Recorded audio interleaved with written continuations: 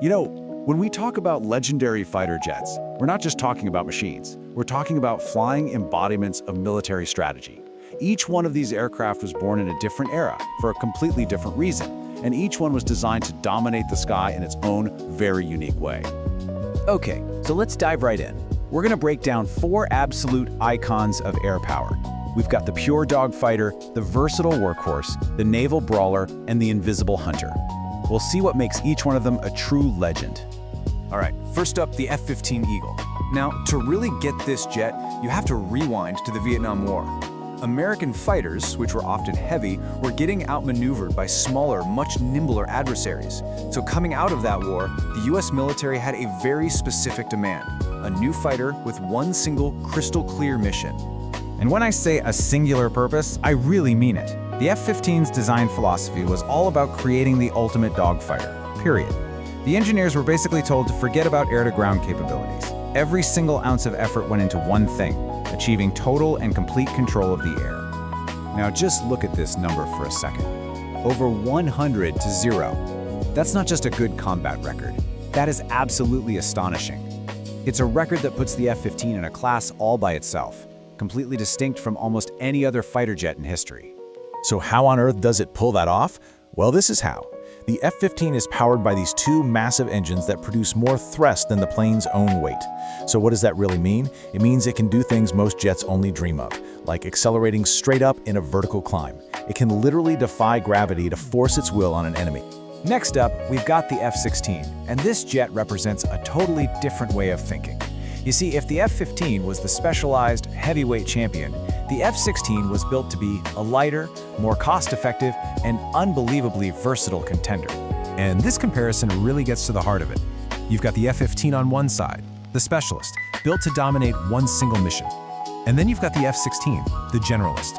It's a single-engine, multi-role fighter that was designed to be the adaptable backbone for dozens of air forces all around the world.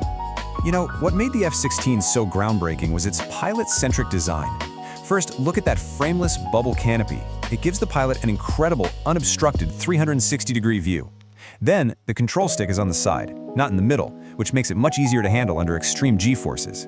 But the real magic is its fly-by-wire system.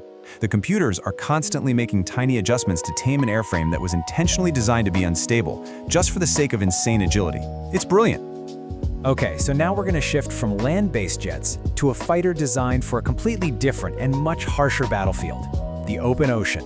This is the A-10 Super Hornet, a machine built from the ground up to survive the uniquely punishing world of naval aviation. And this quote right here, it just nails it. The Super Hornet isn't just a fighter jet, it's a reinforced brawler. Its entire structure is purpose-built to survive the controlled chaos of being shot off a catapult and the brutal impact of slamming onto a tiny, moving runway at sea. And this is why it's so critical to global strategy. The Super Hornet is the absolute core of American naval power projection. Because it operates from aircraft carriers in international waters, it gives the US a mobile strike force that can pop up almost anywhere in the world without ever needing permission to use another country's bases. And that brings us to our final aircraft, the one that many people consider the undisputed apex predator of the modern sky, the F-22 Raptor. This is a machine built for one reason and one reason only: to achieve total invisible domination. Its defining feature, as you can see right here, is stealth. The Raptor's design is so advanced that it reduces its radar signature to the size of a marble. A marble! This lets it fly deep into enemy territory with a simple goal: achieve a first look, first shot, first kill capability before the enemy has any idea it's even there. But it's not just about being invisible. The F-22 combines its stealth with 2 other game-changing technologies. First, you have thrust vectoring. Those engine nozzles can actually aim the exhaust, letting it pull off maneuvers that look physically impossible. Second is supercruise, which means it can fly at supersonic speeds without chugging fuel with its afterburners. This combination makes it the ultimate door kicker. It's the plane that goes in first to clear the most dangerous airspace, protecting everyone else that follows. So, what's the big takeaway here? At the end of the day, there isn't just one single answer to achieving air superiority. The F-15, the F-16, the F-18, and the F-22 each represent a different but equally brilliant solution to the problems of their time. And as technology keeps advancing at a blinding pace, it really makes you wonder, what's the next king of the sky